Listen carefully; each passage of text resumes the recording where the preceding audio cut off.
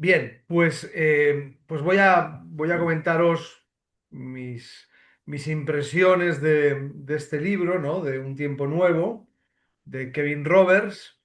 Eh, y bueno, quizás después, no sé si hay preguntas, pues las podemos charlar, porque ya veréis que toca temas, bueno, pues así, digamos, muy actuales y además, pues con pocos pelos en la lengua, ¿no?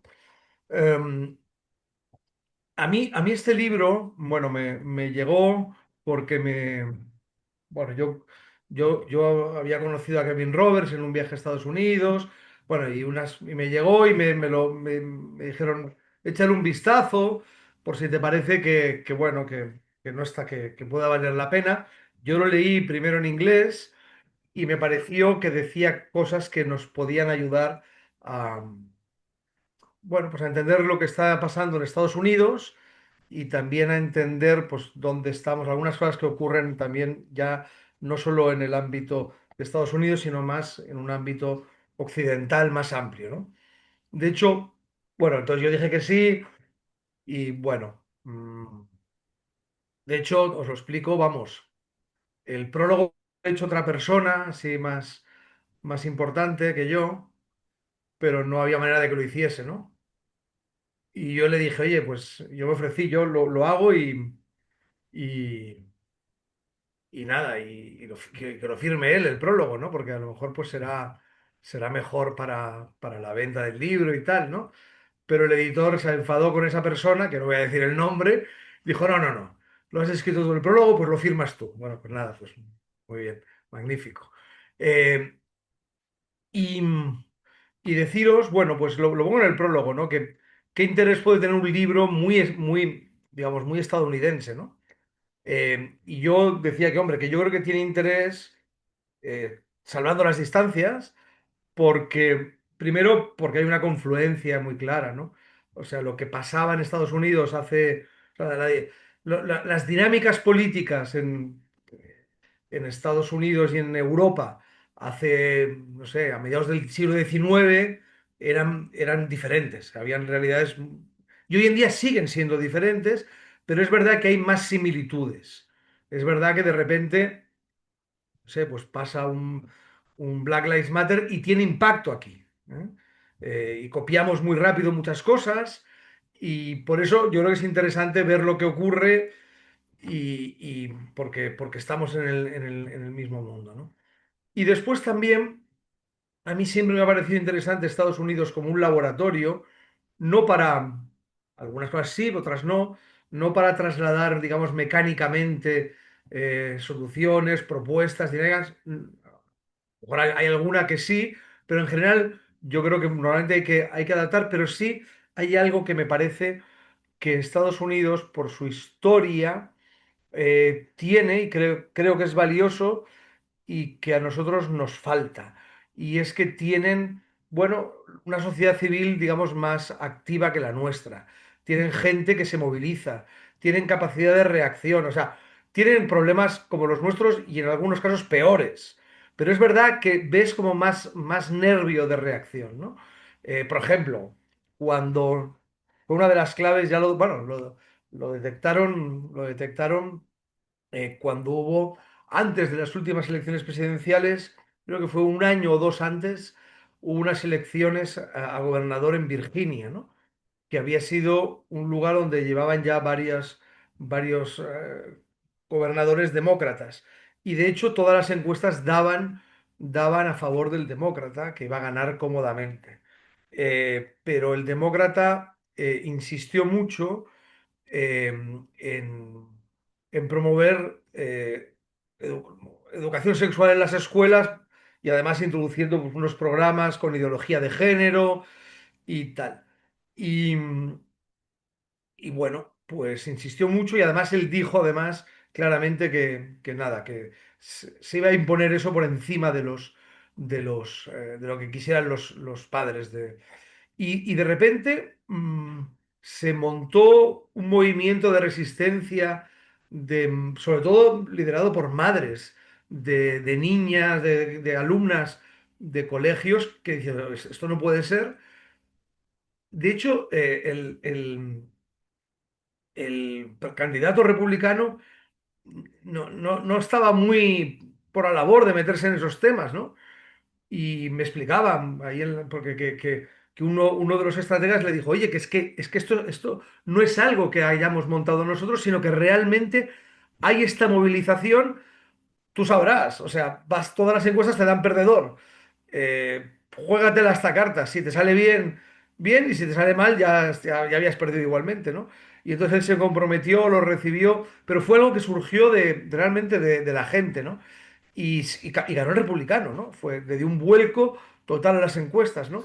Entonces, bueno, ves que realmente hay reacción, ¿no? Y eso a mí me parece que es muy valioso, y que a nosotros a veces tenemos, no sé, como una mirada más fatalista, ¿eh? No hay nada que hacer. Y bueno, es verdad que esto lo digo aquí, ¿eh? El Currén y tal, que precisamente son la gente. Esto es como el cura que echa bronca justo a los que no tiene que echar porque están allí, los pobres han ido a misa. Pues yo también digo que vosotros probablemente sois de la gente que sí, que estáis ahí en mil batallas y habéis hecho muchas cosas y estáis movilizados, pero bueno, que en Estados Unidos eso es más habitual. Bien. Os explico también un poco, por poneros en contexto, bueno, lo que es la Heritage Foundation y y quién es Kevin Roberts, ¿no? Bueno, la Heritage Foundation surge en los años 70, principios de los 70, y, y dieron como un cambio, un vuelco a lo que fue el mundo de los think tanks y el mundo de la política en Estados Unidos. Porque ahora ya lo hace todo el mundo, ¿no? Pero fueron los primeros que, en vez de hacer grandes informes muy interesantes, pero que después pues tenían poca aplicación práctica, fueron los primeros que se obsesionaron, y su gran diferencia era no tanto hacer grandes estudios. A veces muchos estudios ya estaban hechos por otras instituciones, sino ver cómo se podía traducir eso en políticas concretas. Y cuando la gran victoria es cuando llega Reagan. Ellos lanzan antes de las elecciones una cosa que después, a partir de ahí, la han ido haciendo cada 4 años cuando hay elecciones, que se llama Mandate for Leadership, el mandato por el liderazgo, que son toda una serie de, bueno, centenares de medidas que proponen hacer por temáticas, por ministerios, por tal. Y eso, pues, bueno, pues Reagan lo adoptó y aplicó muchas de ellas, ¿no? Eh, el primer mandato de Trump, pues básicamente, alrededor de 2/3 de las propuestas que ellos hicieron, pues la administración Trump las llevó a la práctica. Con lo cual, cuando ellos lo proponen y gana el candidato, en este caso republicano, hay cosas que, aunque tú las propongas, no van a salir, 1/3. Pero bueno, 2/3 ya nos gustaría, ¿no? Que pudiésemos hacer una lista y que 2/3 de nuestras propuestas pues las aplicasen. Entonces la Heritage, a partir de ahí, pues ha sido, digamos, la institución, el think tank, pues más influyente en el ámbito conservador republicano. Eh, es verdad que hubo un momento en que la Heritage perdió un poco de influencia. ¿Por qué? Bueno, porque, claro, hay que entender, digamos, y esto sale en el libro, ¿no? Eh, con Reagan, pues nada, muy bien, y ellos tienen mucha influencia. Pero claro, desde Reagan, años 80, a nuestros días, pues la situación ha llovido mucho, ¿no? No es lo mismo, claro. Reagan es más cercano, yo que sé, que Washington o que Jefferson, pero ya han pasado muchas cosas, ¿eh? El fin de la Guerra Fría, yo que sé, los atentados islamistas, la emergencia de China, han pasado muchas cosas. Y insistir en las mismas recetas de Reagan, pues, digamos, algunas son muy valiosas, pero otras, pues se han quedado, aunque los principios puedan ser los mismos, hay ciertas ciertos planteamientos pues, que se han quedado, digamos, obsoletos, anticuados. Y la Heritage le costó, estaba muy anclado en una visión muy de Reagan y claro, y emergió todo el mundo, pues si queréis llamarlo, del populismo trumpista, ¿no? Y ellos se quedaron un poco en fuera de juego. Y precisamente cuando nombran a Kevin Roberts como presidente de la Heritage, su objetivo es, por un lado, reconectar con la masa de los votantes conservadores, que ya no les puedes hablar, yo qué sé, en términos de la Guerra Fría, que tienes que explicarles otras cosas, y al mismo tiempo intentar dotarles de argumentos un poco más sólidos, que no solamente sea un voto de protesta, de rechazo, de hartazgo y voto a este sino intentar ir introduciendo en este mundo que no es fácil. De hecho, Kevin Roberts ha tenido, o sea, sus problemas, sus ataques, pero bueno, intentar introducir digamos, una reflexión más sólida, ¿no? Eh, Kevin, digamos, bueno, he tenido la suerte de poder conocerle y comer varias veces con él. Y a mí me parece que es un tipo muy interesante y muy buena persona. Tiene un perfil además, eh, bueno, muy muy potente y muy personal, ¿eh? Eh, no es, digamos, un tipo que cuando dice las cosas las ha pensado. Él es historiador, ¿m? Y eso se nota, ¿no? Se nota. Aquí, por ejemplo, hay un capítulo, el capítulo 13, que es el capítulo sobre China, donde se nota que es historiador porque disfruta, hace ahí una síntesis, le gusta mirar al pasado, ver de dónde vienen, habla bueno, de 55 días en Pekín, ¿no? Los viejos del lugar nos acordamos de aquella película, la rebelión de los boxers, el tema de Inglaterra y de todo el tema del colonialismo, la reacción, bueno, esto lo explica bien. Kevin, además, eh, ha estado en varias cosas, ¿no? Por un lado, conoce bien el mundo de los think tanks porque él estuvo en un think tank de Texas, el Texas Public Policy, que es bastante potente, cosa que conoce el mundo de la política y del think tank. Él, además, aunque lo explica en el libro, él es de Luisiana, pero ha vivido bastantes años en Texas y se siente eh, ya medio tejano también, ¿eh? Es una especie de mezcla de Luisiana y Texas. Lo que no se siente es nada de Washington. Eh, es de los que va por Washington con traje y botas de cowboy, ¿no? No siempre, pero yo lo he visto así alguna vez, ¿no? Eh, por lo tejano, ¿no? Es católico. ¿M? Yo, mira, estuve, estuve en un congreso que había en Londres, yo sabía que habían como, no sé, muchos asistentes, 5.000 asistentes, y yo sabía que él iba. Y digo, bueno, a lo mejor tengo un poco de suerte y lo puedo saludar y charlar un momento con él, pero pensé, también una persona así, muy solicitada. Y bueno, el día anterior, yo llegué el día anterior y dije, pues mira, voy a ir a misa. Y bueno, pues hay gente así, turistas o extranjeros, en Londres nos gusta ir al oratorio de San Felipe Neri, el Brompton Oratory, fundado por el cardenal, bueno, ahora San John Henry Newman, pues porque es muy bonito, es céntrico en Londres, la liturgia es muy cuidada, muy bien. Y se me ocurrió ir a misa allí, ¿no? Y me lo encontré allí, y con lo cual pude charlar con él todo lo que le tenía que decir y ya al día siguiente ya no tuve que intentar buscarlo como quien busca a Wally entre 5.000 personas, sino que ya me relajé. Él, él ha tenido mucha experiencia en el ámbito educativo. También habla de educación.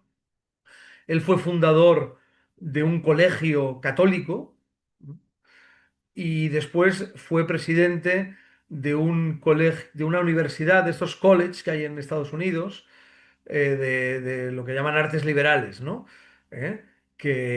Bueno, grandes clásicos, que es un college además un poco curioso, porque es el Wyoming, en estos colleges normalmente.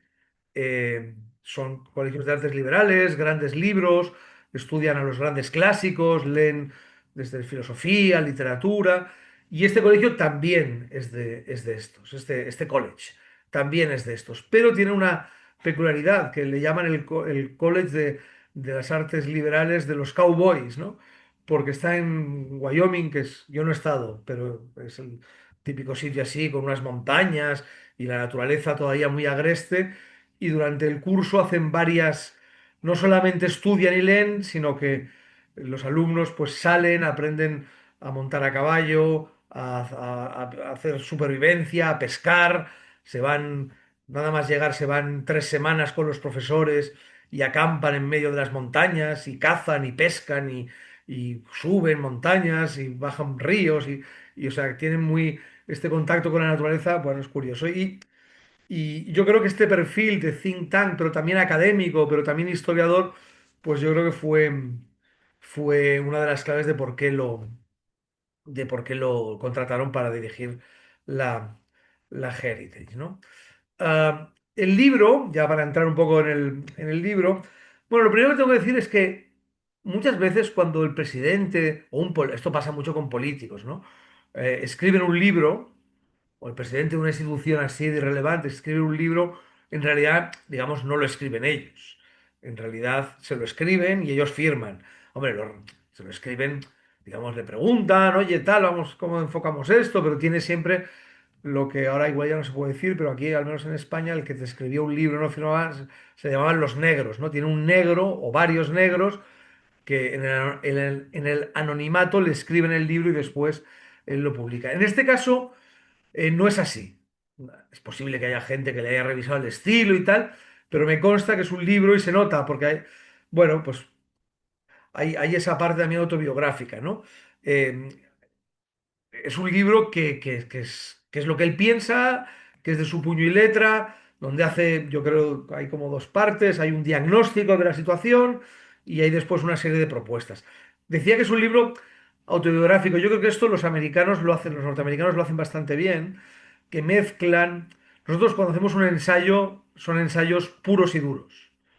Cuando veáis las tres virtudes, perdón, las tres versiones rivales de la ética de McIntyre, pues McIntyre es un académico escocés, pam, pam, pam, y va y explica los conceptos.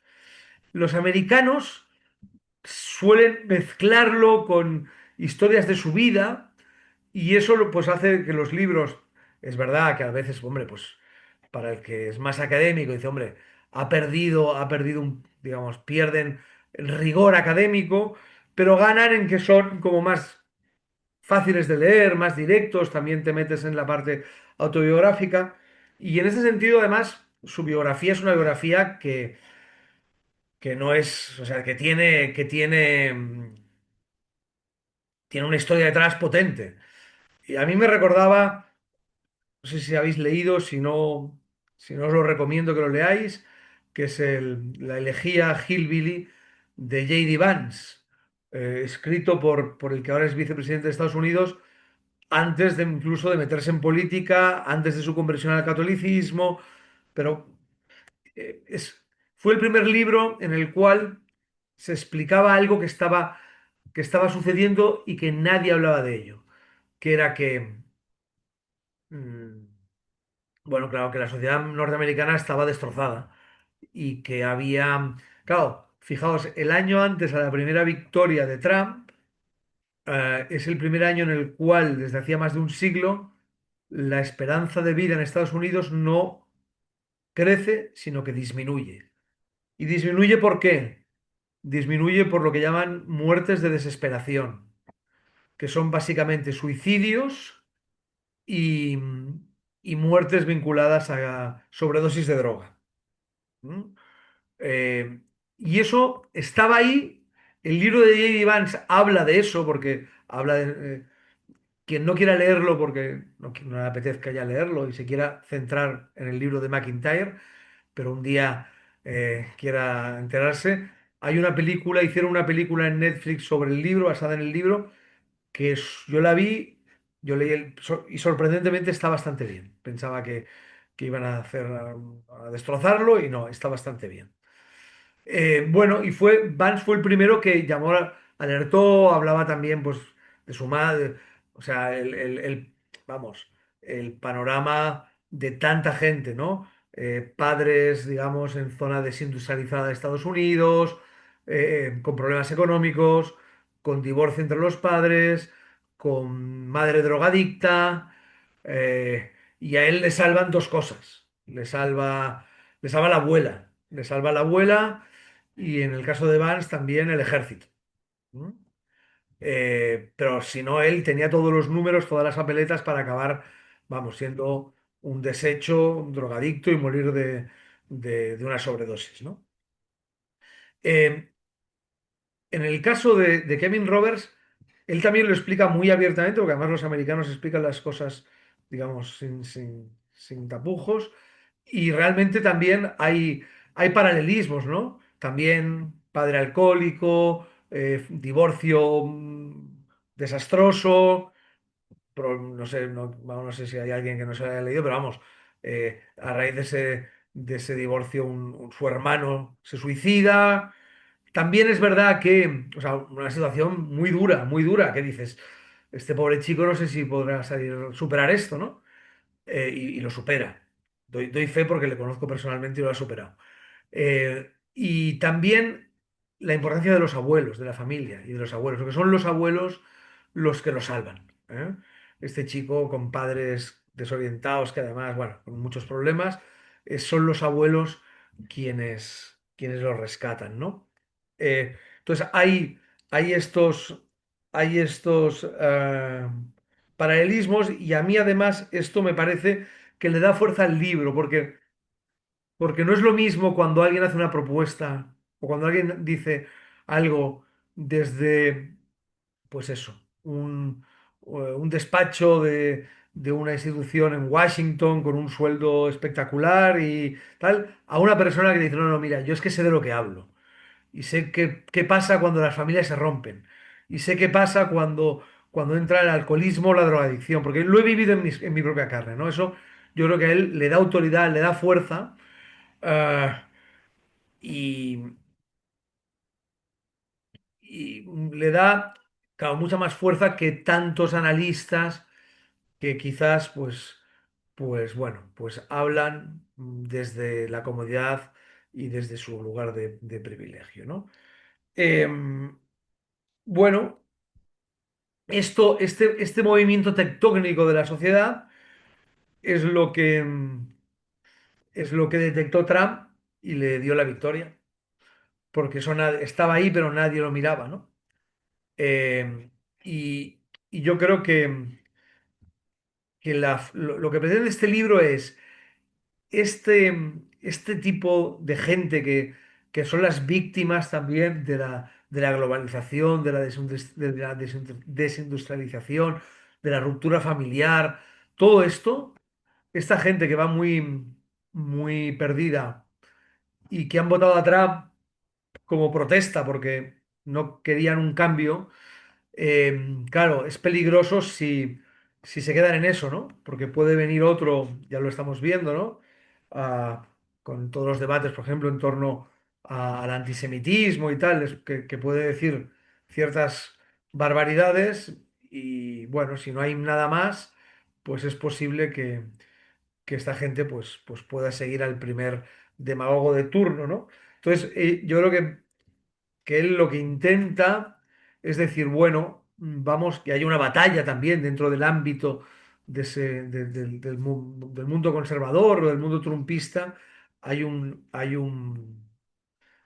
batalla por quién lo lidera y cuáles son las ideas fuerza que van a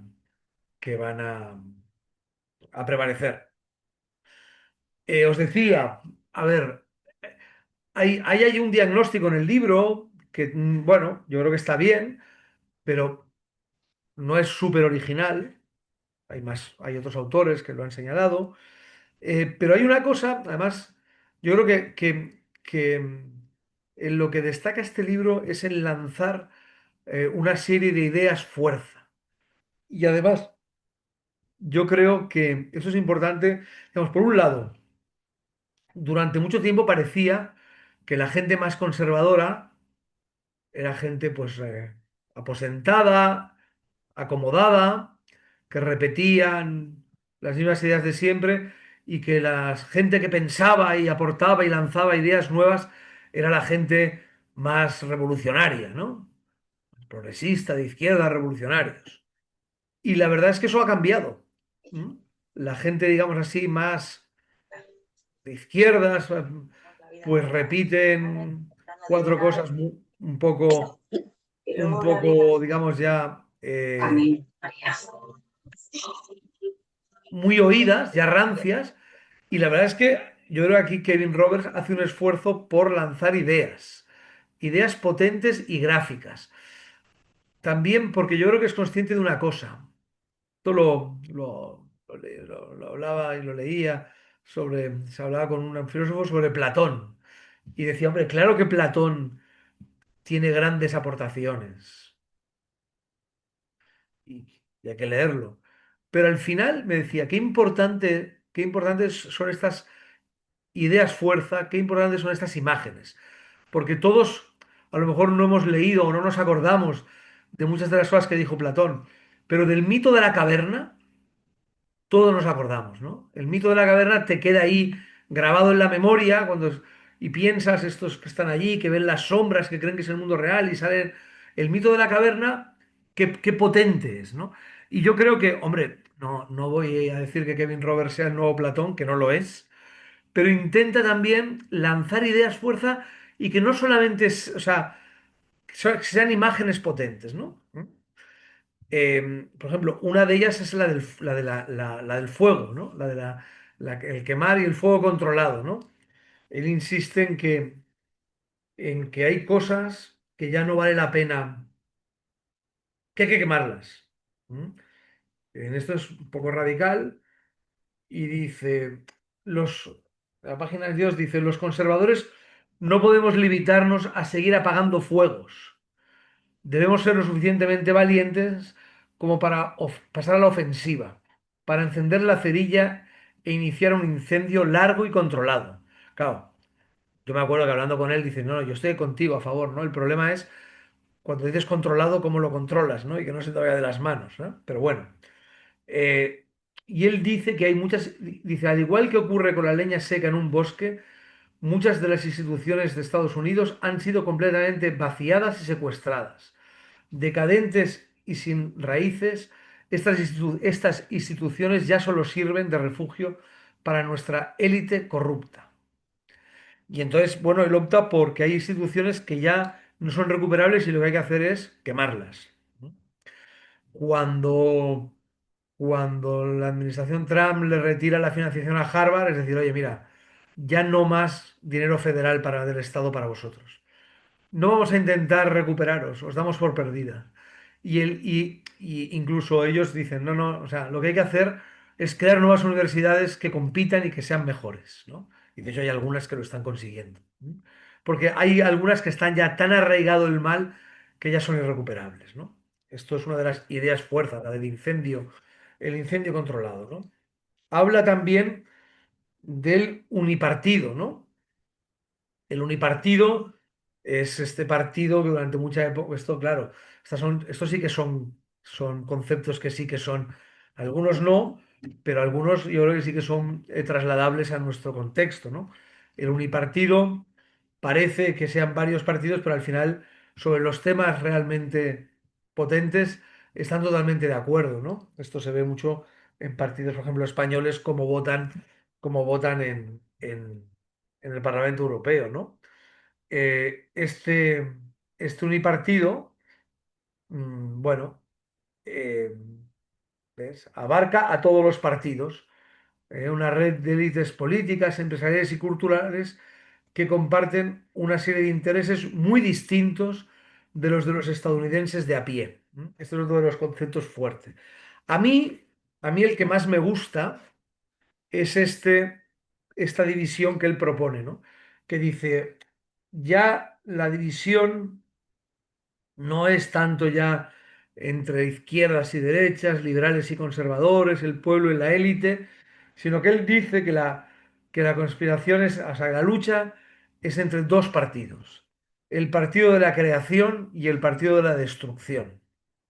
El partido de la creación son aquellos que defienden el orden natural dado por Dios, capaz de generar prosperidad y nueva vida si aprendemos a vivir dentro de él.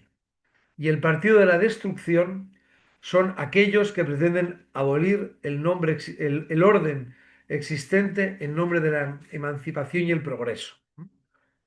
Me parece que es una división, yo creo que muy atinada, muy sugerente. A mí me recordaba también un poco, eh, se podría decir que el partido de la creación y la destrucción es una puesta al día de aquel concepto que lanzó, también un concepto que también, idea fuerza que se te queda grabado, que lanzó San Juan Pablo II de la cultura de la muerte y la cultura de la vida, ¿no? Ese enfrentamiento entre las dos culturas, la de la vida y la de la muerte, aquí hablaría partido de la creación y de la destrucción. Sería algo similar. Como es norteamericano y no es europeo, puede hablar y habla abiertamente de la importancia de la religión en la vida pública. Aquí parece que nos autocensuramos y si decimos que la religión tal, pues ya nos asustamos, ¿no? Pero, pero él lo dice. Dice, no basta con una opción política u otra. ¿Mm? O sea, él es muy consciente. O sea, una cosa es que haya ganado Trump y con Trump tú tengas oportunidad de hacer cosas y de avanzar tu agenda en ciertos temas. Pero él es muy consciente que Trump no es la solución para Estados Unidos. ¿Por qué? Dice, porque ha fallado algo mucho más profundo. Y lo que dice es que lo que ha fallado, que en el fondo el problema de Estados Unidos es un problema espiritual. Y los problemas espirituales, dice, requieren soluciones espirituales. ¿Por qué? ¿Por qué la gente no tiene, ha perdido el sentido a su vida? ¿Por qué se rompen las familias? ¿Por qué la gente se suicida? Como decíamos antes, pues bueno, influyen muchos factores, pero evidentemente eh, es algo más profundo. Y él dice que ver que los problemas de Estados Unidos son espirituales, lo ve cualquiera, incluso una persona que no tenga fe. Dice, es una simple afirmación empírica. Hemos sido entrenados para aceptar una visión materialista plana del mundo. Y él dice, pues claro, no es así. Y de hecho él, claro, acusa, en ese sentido, su libro ha escocido a algunos conservadores, de algunos, ¿eh? Porque, claro, les echa la culpa de algunas cosas, ¿no? Y de que parte de la culpa también es de la gente conservadora, republicana, porque dice, no, no basta con echarle la culpa a tu adversario político. Dice, a ver, dice, en los años 80 y 90 los conservadores, dice, ganaron la batalla política. Estamos hablando de la época de Reagan, de George Bush padre. Dice, pero perdieron la guerra espiritual. ¿Por qué? Porque lo único que les interesó fueron las cosas que se podían medir fácilmente. Podías medir, yo qué sé, la inflación, el paro o el producto, el PIB. Y con eso ya está. ¿Eh? Que en el fondo era una visión muy, muy materialista, ¿no? Eh, por eso, dice, en aquella época hablaba de George Bush, que cuando cae la Unión Soviética y estamos en el inicio en el fin de la Guerra Fría, habla del nuevo orden mundial. Y dice Kevin, la implantación de aquel orden implicó sacrificar bienes permanentes como la estabilidad familiar en aras de bienes cuantificables, como el Standard Poor's 500, como la bolsa de Estados Unidos, ¿no? Todavía estamos pagando las consecuencias de aquello. Entonces, él es muy crítico también, con aquello y con los conservadores de aquella época. Y de hecho, otra de las cosas que le han acusado es que en un mundo, el republicano norteamericano, donde están muy influidos por un liberalismo del laissez-faire, de que el Estado tiene que ser mínimo, Kevin Roberts dice no. El Estado, esto se nota también que es católico, que conoce la doctrina social de la Iglesia, el Estado evidentemente tiene que respetar el principio de subsidiariedad y probablemente haya muchas cosas que tengamos que recuperar, pero el Estado tiene un papel, ¿eh? Y él lo defiende, y defiende que el Estado sí tiene un papel. En este sentido se aleja mucho de los libertarios, estilo, para entendernos, Javier Milei en Argentina, que es más antiestado. Él dice que no. Eh, Porque dice, el antiguo movimiento conservador eh, sostenía que si el Estado desaparecía, todo funcionaría bien por generación espontánea, ¿no? La mano invisible de Adam Smith y todo libre mercado, la sociedad civil, la familia, todo funcionaría bien. Y él decía, bueno, a lo mejor uno podía pensar que esto podía ser así hace 40 años. Dice, pero en los Estados Unidos actual ya se ve que no puede ser así, que el Estado tiene claramente un papel que jugar para regenerar, porque él dice, hombre, estamos en una sociedad que, que ya no puede limitarse. De hecho, él dice, los conservadores ya no puedes, tú puedes ser conservador cuando las cosas están bien, ¿no? Oye, pero dice, los conservadores normalmente presuponen la existencia de una sociedad sana. Hemos llegado a un punto que ya no podemos ser conservadores, en el sentido este. Tenemos que ser regeneradores, porque ya conservar, ¡buah! Ahora mismo hay que regenerar, ¿no? Y dice, bueno, ¿y cómo se regenera, no? Bueno, aquí hay, aquí hay un debate. Mirad, yo estuve el lunes en Madrid en la presentación de un libro sobre aborto y eutanasia, muy interesante. Eh, bueno, se planteó ahí, en el debate que hubo después de la presentación, la típica, el típico debate, ¿no? ¿Cómo hay que abordar estos temas? También son los temas que aborda Kevin Roberts.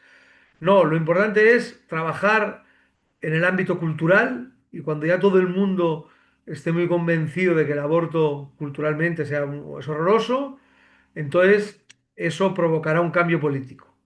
Y hay otros que dicen, no, no, porque hemos aprendido, y esto lo hemos vivido en España, como cosas que no tenían apoyo social se han impuesto desde la política, desde el Partido Socialista, básicamente, han impuesto algo que no había demanda social, que no había apoyo social, pero que cuando se impone en leyes, al final cambian las mentalidades y al final se establece y queda, ¿no?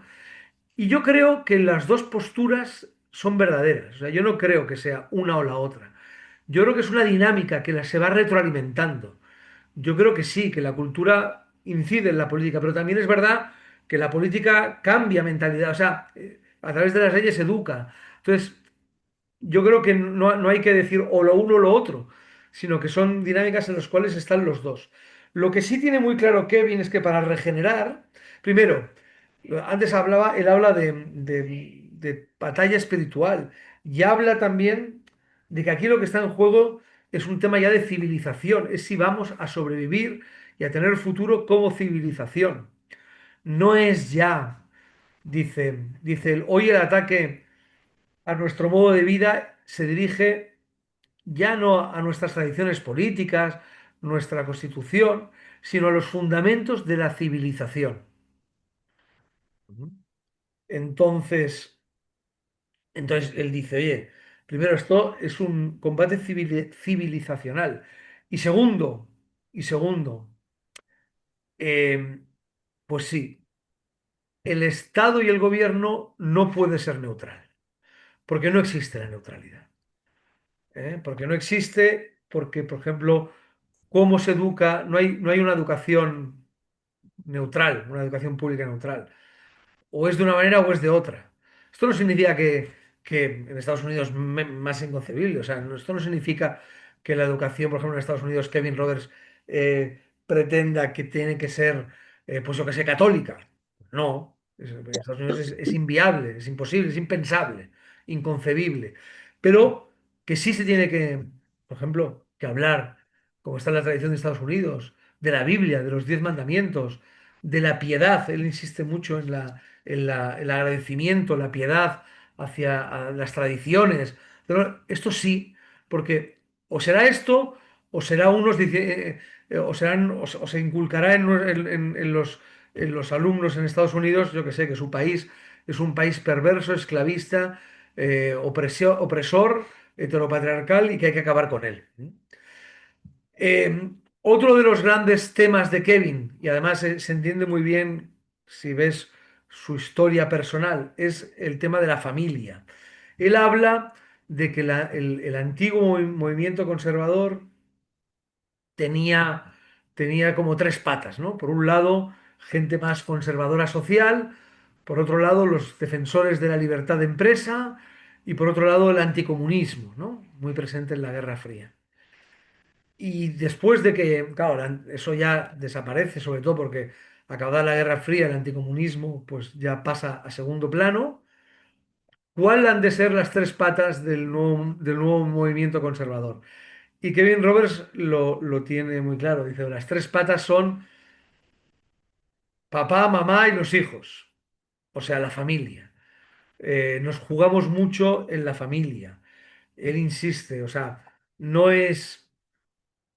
Y él dice, casarse, conseguir que la gente se case, porque claro, ha caído también en Estados Unidos el porcentaje de norteamericanos que se casan, cuando además no se casan, cae también la natalidad. Bueno, y dice, oye, no, no es indiferente. Casarse es un bien social, es un bien social, porque dice, casarse y tener hijos te hace comprometerte con el futuro de tu país, te obliga a madurar, a prescindir de cosas infantiles y a vivir en el mundo real, te proporciona estabilidad, da un sentido a tu vida, contribuye a forjar una comunidad y a sentir gratitud y alegría. Una cultura donde nacen niños es una cultura de esperanza. Entonces, de la misma manera que el Estado vela por tu bienestar y te obliga a ponerte el cinturón cuando vas en el coche, o yo qué sé, o prohíbe alimentos, pues, o limita alimentos con muchos azúcares porque se ha visto que va mal, o limita, pues yo qué sé, el tabaco, pues dice, por el mismo motivo, el Estado tiene que tener una parte activa en la promoción del matrimonio. No, no, no es que vayan a ir unos policías a sacarte de tu casa y llevarte a un juzgado. Mire, te ha tocado con esta señora y ya estáis casados. Esto no lo va a hacer. Pero hay que promoverlo con medidas, promoviendo una cultura, con mil cosas, ¿no? Que eso yo creo que ahí, bueno, ahí cada cual también y cada país puede ser diferente, ¿no? Pero es importante. Y entre esas medidas, claro, muchas veces claro, los conservadores más liberales dicen, no, no, hay que dejar que la gente haga lo que quiera. Eh, y Kevin Roberts dice, bueno, sí, evidentemente no les voy a poner una pistola en la cabeza, pero sí se puede influir. Y además, y además la gente, entonces dice, bueno, pues entonces haremos, yo qué sé, pues daremos un premio a, yo qué sé, a los que se casen y tal, y haremos películas donde la familia se vea de manera favorable. Y Kevin Roberts dice, eso está muy bien, el ámbito cultural, pero hay que también mm, actuar en el ámbito económico. En ese sentido, algunos decían, bueno, es que es casi casi como, es como un marxista, ¿no? Bueno, él dice, pues no, pero dice, en muchos ambientes los conservadores han ensalzado durante mucho tiempo la idea de la familia. Todos, digamos. Muy bien, muchos políticos, sí, sí, que se llenan la boca diciendo, qué bueno la familia, es básico. Estoy a favor, muy a favor de la familia. Dice, pero al mismo tiempo descuidaban las fuerzas que socavan y destrozan tantas familias en la práctica o impiden, en primer lugar, que se formen. Entonces, pues hay que meterse en el tema económico, hay que meterse en que los jóvenes puedan tener acceso a, a vivienda a un precio asequible. Las familias, el Estado tiene que meterse en ese tema. Por ejemplo, para ya no para casarse, sino para el buen estado de las familias, dice, pues el Estado tiene que cuidar eh, y preservar el descanso dominical. Cada vez se erosiona más, cada vez hay más familias que también el domingo no pueden ni estar juntas porque el padre y la madre trabajan en una tienda y tal, también los domingos. Pues no, los fines de semana, o sea, por ley, hay que limitarlo y eso protege a las familias, ¿no? A mí eso me parece que está muy bien. ¿Eh? El dar ese paso, no solamente de dar discursos, sino de tomar medidas concretas, ¿no? Algunas, mira, una medida que me gustó, que la tomó hace unas semanas, pocas semanas, Trump, es que ha limitado los tipos de interés que cobran estos tarjetas de crédito y tal, que la gente pues puede endeudarse. Hay gente que se entrampa con estos temas, ¿no? Y ha puesto, habían tipos de interés, vamos, de más del 30%, ¿no? Y lo ha limitado. Pues a mí me parece que lo ha limitado, no sé si era el 8%, que es un buen tipo de interés, o sea, es muy bien, pues se van a ganar la vida. Pero hombre, no, no, me parece que hay medidas económicas que a veces eh, un liberalismo, digamos, extendido entre los más conservadores, dicen, no, no, yo no, no, el Estado no, que no haga nada. Pues no. A mí me parece que es interesante que el Estado pueda hacer algo. Siempre, pero claro, sin que se nos vaya la mano y respetando el principio de subsidiariedad. ¿Algún otro concepto interesante? Pues mirad, me ha parecido muy interesante también el concepto este de indefensión aprendida, ¿no? Que es cuando esto nacen los interrogatorios a los terroristas, de cuando tú sabes que estás totalmente indefenso y que ya tiras la toalla, ¿no? Porque sabes que van a hacer contigo lo que quieran, ¿no? Y cómo eso se ha trasladado a tantas cosas, ¿no? Eh, ya a nuestra vida habitual, ¿no? Cuando tiramos la toalla porque ya pensamos que ya no tenemos nada que hacer, que no mandamos, que tenemos que resignarnos. ¿M?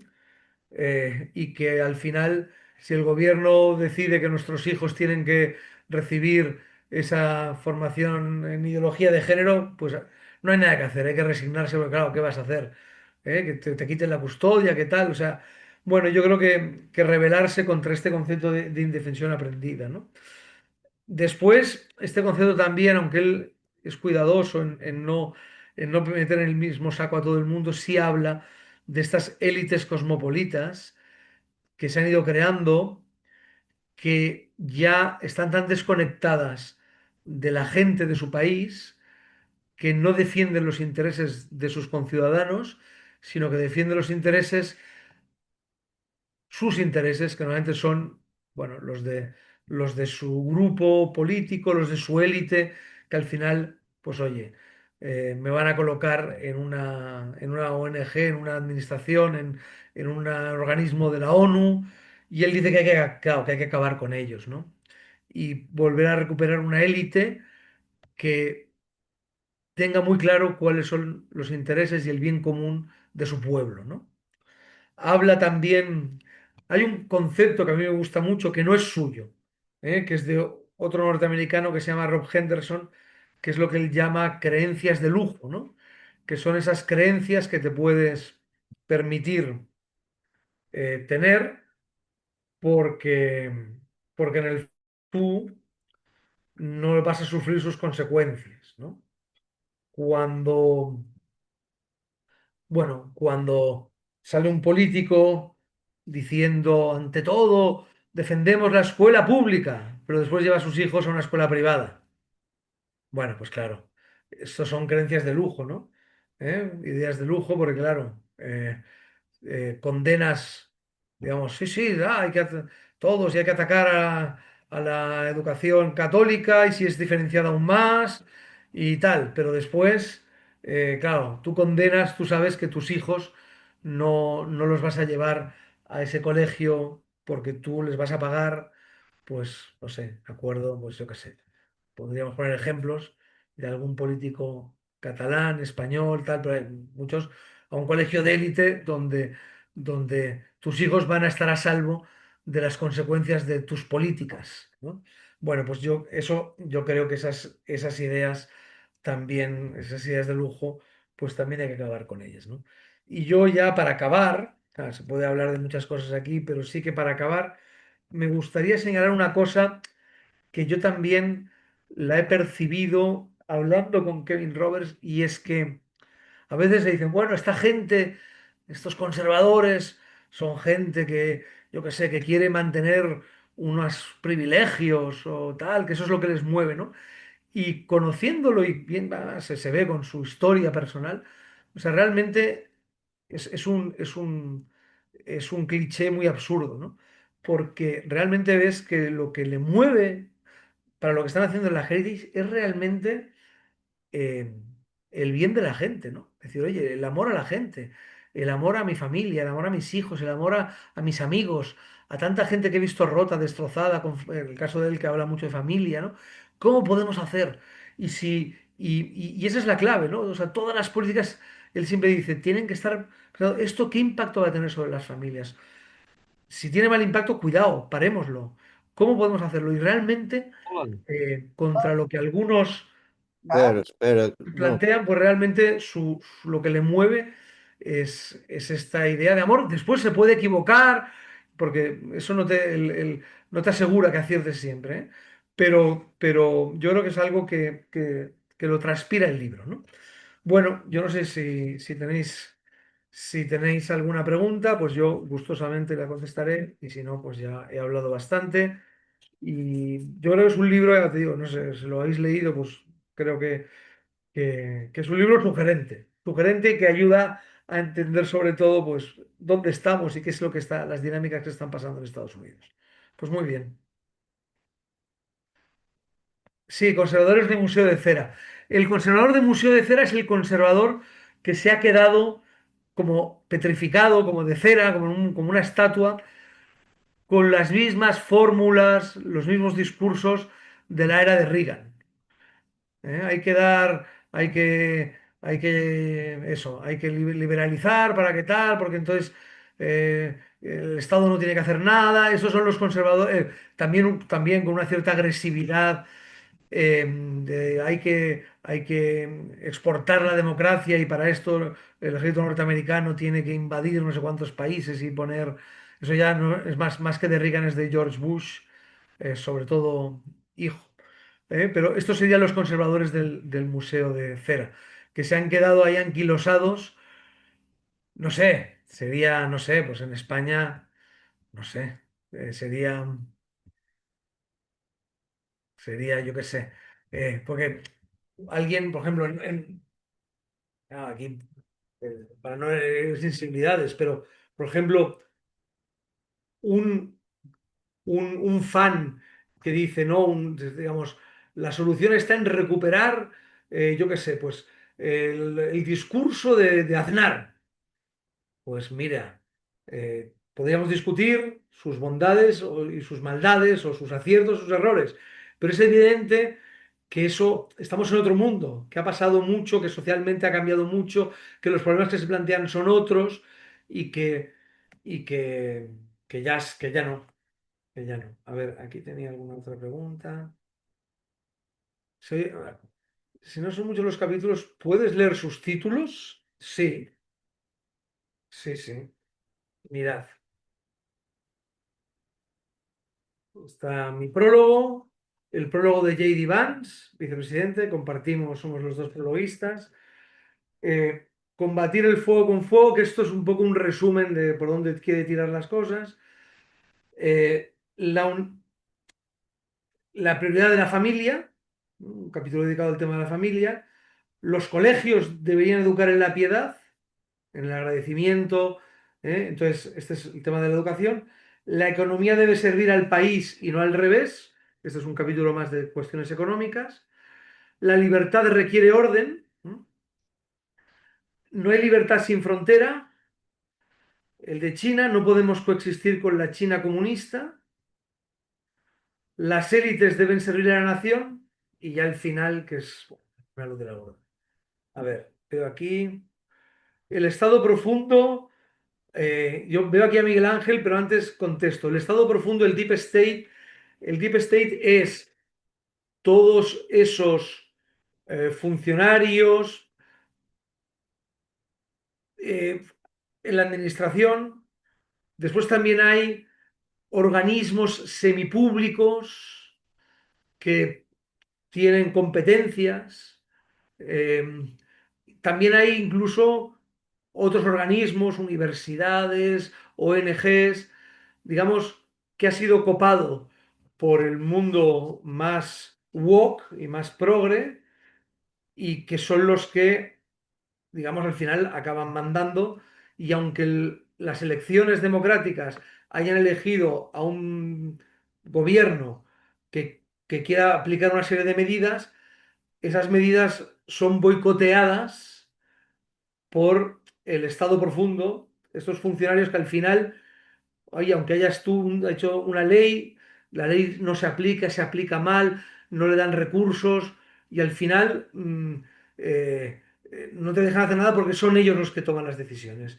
Y eso, digamos, ha sido una de las banderas de, del mundo conservador norteamericano que Trump la enarboló, y también Elon Musk, con la reforma del Estado. Miguel Ángel.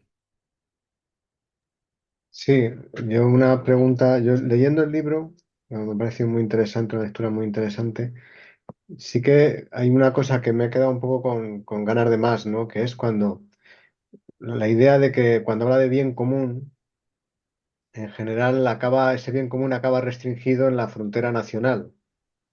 No, no en el libro habla de China porque es Mm, una amenaza al bien común americano, pero echaba de menos un capítulo un poco más de geoestrategia, pero bueno, por pedir, que no quede, ¿no? sí, sí, sí, sí, Tú que sí. has hablado con A él ver, y le conoces, ¿tienes idea de cuál es su visión de la posición de Estados Unidos en el mundo? sí, yo creo que su visión más de geopolítica es muy similar a la que se ha expresado en el documento este que sacaron ahora de la Estrategia de Seguridad Nacional, ¿no? Eh, con matices. O sea, porque además yo creo que cada vez más ya incluso, incluso ya es bipartidista. Yo creo que incluso en el mundo, digamos, más demócrata, mucha gente también lo ve igual. Después, cómo hay que manejarlo o gestionarlo es diferente. Pero primero, yo creo que hay una unanimidad en que, o una unanimidad, está muy extendido la visión de que Estados Unidos no es la superpotencia única sin rival y no puede estar en todos lados. Eh, Kevin Roberts es contrario a que Estados Unidos tenga, digamos, aventuras militares fuera de su territorio. Es contrario, es crítico con lo que hicieron en Irak, con lo que hicieron en Afganistán. De hecho, por eso lo que han hecho en Venezuela ha sido entrar y salir. Y ni ningún soldado allí, porque dicen, no, son muy críticos con eso, porque les parece que, además, todo el discurso ese de vamos allí a implantar la democracia, les parece que no tiene sentido, que acaba mal, como acaba en Afganistán, que tú no puedes coger un país que está, no sé, en el siglo VIII, como Afganistán, e implantar una democracia a la occidental, que es absurdo. Y entonces, están en contra de eso, también están en contra por puro realismo, porque Estados Unidos ya no tiene la fuerza que tenía antes, con lo cual él es partidario de no involucrarse en aventuras militares, es partidario de fortalecer Estados Unidos, de fortalecer también la industria estadounidense, de recuperar industria, de reindustrializar el país. Eh, sí que hay él no es tan agresivo en cuanto, sabes que Trump y esta doctrina lo que dicen es que el hemisferio occidental, o sea, básicamente el continente americano, se reserva, pues Estados Unidos puede hacer ahí lo que quiera, básicamente.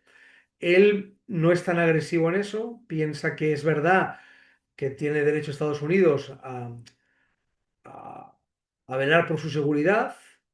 Por ejemplo, decían, hablaba, pues yo que sé, en Venezuela habían fábricas de drones que podían alcanzar Florida, de drones militares iraníes. Entonces, eso, digamos, tenemos derecho a que no nos amenacen, pero él no es, por ejemplo, no es partidario. O sea, por ejemplo, en el tema de Groenlandia no es partidario de quedarse en Groenlandia, es partidario de llegar a un acuerdo que les permita, pues bueno, pues protegerse, pero nada más, ¿no? Y sí que lo que hay mucha, ahí sí que hay unanimidad, es que la gran disputa geopolítica es con China. Y él lo tiene muy claro, será o China o ellos, pero que no, en el mundo no prevalecerá. En 50 años no prevalecerá ninguna, digamos, digamos, si China es muy fuerte, Estados Unidos será muy débil. O sea que yo creo que esa es su visión. Pero ya te digo, y muy contrario a que Estados Unidos haga de policía del mundo. Por convicción y también por realismo pragmático, ¿no? Me dices, ¿qué opina de conservadores cristianos como Charlie Kirk? Bueno, él tenía bastante amistad con Charlie Kirk, ¿no? Él, él tenía amistad, lo conocía personalmente, desde la Heritage le habían apoyado en muchas cosas. Eh, bueno, pues claro, pues le parece que Charlie Kirk y gente que hace cosas similares pues que son muy valiosos, que hay que apoyarlos, que están consiguiendo un cambio, ese cambio que él decía, porque él decía, bueno, ahora vendrá uno, pero los gobiernos cambian, ¿no? Pero se necesita un cambio más de fondo y se necesita un cambio espiritual y se necesita que haya un renacer espiritual también de Estados Unidos, ¿no? Y él cree bueno, que todo lo que sea apoyar a Charlie Kirk y a gente así, que pues que es muy positivo, ¿no? Con lo cual, sí, sí, era muy favorable y muy partidario. Y bueno, murió. Sabéis que además Charlie Kirk tenía grandes amistades católicas y había mucha gente pues que decían que se estaba planteando, como ha pasado con, bueno, pues él, él no es el caso. Pero, por ejemplo, J.D. Vance, hay muchísimos conversos al catolicismo, ¿no? En Estados Unidos. Y bueno, podía Charlie Kirk, pues si no lo hubiesen matado, pues eh, estaba ahí en la rampa de salida. Nunca, bueno, eso ya Dios lo sabe, ¿no? Bueno, yo por aquí no veo más preguntas y si nadie levanta la mano, pues nada, pues solamente Muchísimas recordaros gracias. Así, y yo quisiera emplazaros decir al algo. 25 de marzo, Carlas. No, Jordi, antes el club de lectura de marzo, que está programado desde Es el que sabes primer qué pasa, que a mí sitio, Carlas me ha hecho presión y entonces estoy muy concienciado. Pero habrán sí, otras sí, cosas seguro. sí, no, no, pero es que hay uno que se ha inserido en medio, que es el 11 de febrero, con, Ah, claro, con, con Josep. Guzmán Ah, no, Carriquiri. claro, el libro de Guzmán, Carriquiri, claro. Sí, sí, y a que Bueno, además bueno, será él, el propio autor, el que va a estar sí, señor, en el 11 de club de febrero. lectura. Pues Que entonces 11 de nada, febrero. Ese nos no vemos os en lo nada, podéis perder, nos vemos en porque nada. Carrequiri será como mínimo tan interesante como Jordi. Bueno, Carriquiri, si quiere ser interesante, sabe muchas cosas. Puede ser muy interesante, efectivamente. Buenas noches a todos y, como Y nos siempre, vemos el 11. el 11 Carriquiri y nada, y Salvador, que sigas trabajando mucho ahí en México. Que no sé si está por ahí.